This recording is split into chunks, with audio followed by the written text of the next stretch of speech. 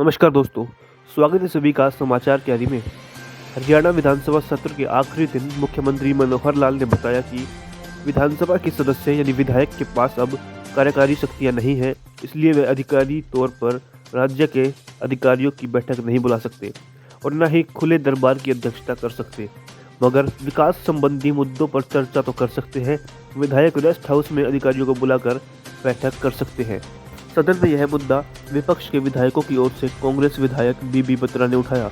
उन्होंने बताया कि 25 अगस्त को राज्य के मुख्य सचिव की ओर से एक सर्कुलर जारी किया गया, जिसमें जिक्र है कि कोई भी विधानसभा का सदस्य यानी विधायक अधिकारियों की बैठक नहीं बुला सकता और न ही खुले दरबार की अध्यक्षता कर सकता।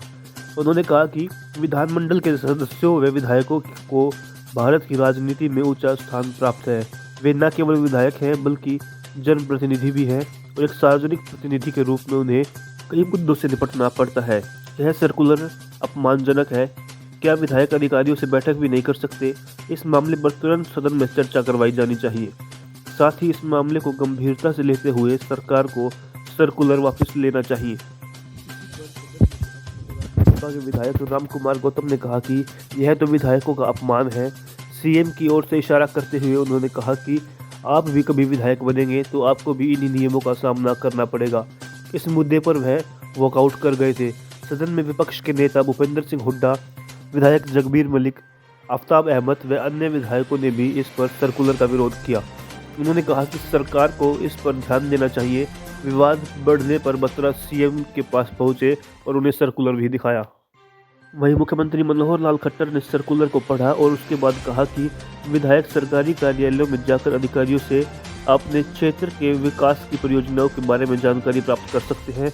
वे विकास संबंधी मुद्दों पर चर्चा के लिए अधिकारियों को रेस्ट हाउस में भी बुलाकर बैठक कर सकते हैं, मगर अधिकारियों की बैठक नहीं बुला सकते और न ही खुले दरबार में किसी बैठक की अध्यक्षता कर सकते। इसी के बीच मंत्री अनिल विज व कांग्रेस के विधायक मेवा सिंह के बीच भी हुई तू मैं।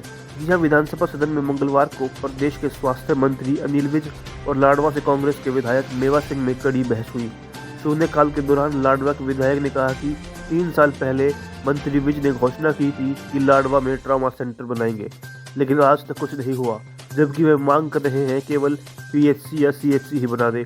इसके बाद पुंडरी से विधायक रणधीर गोलन ने भी नया अस्पताल खोलने की मांग रख दी। मंत्री अनिल विज ने कहा कि अब ऐसे मांग रखने से नए अस्पताल नहीं खोले जाते, बल्कि सरकार इसके लिए पूरे प्रदेश की मैपिंग कराई है।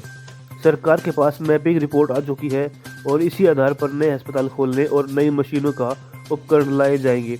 इसी बीच कांग्रेसी विधायक मेवा सिंह ने कहा कि ढंग से बात करो, ये कोई तरीका नहीं है। आप क्या समझते हो अपने आप को? ऐसा रवैया बर्दाश्त नहीं करेंगे। आप कैसे सदन के सदस्यों को धमका सकते हो? विज ने कहा कि आ जाते हैं कहां से। बाद में स्पीकर दोनों सदस्यों को शांत कराया और इस मामले को रफा दफा कर दिया। इतना ही नहीं, सदन में कांग्रेस के विधायक व बड़े नेता डॉक्टर रघुवीर कादियान को भी शर्मिंदा होना पड़ा और आपत्तिजनक टिप्पणी पर माफी मांगनी पड़ी। जी हाँ, सदन पर आपत्तिजनक टिप्पणी करने पर पूर्व स्पीकर व बेदी से कांग्रेस विधायक डॉक्टर रघुवीर सिंह कादियान को माफी मांगनी पड़ी।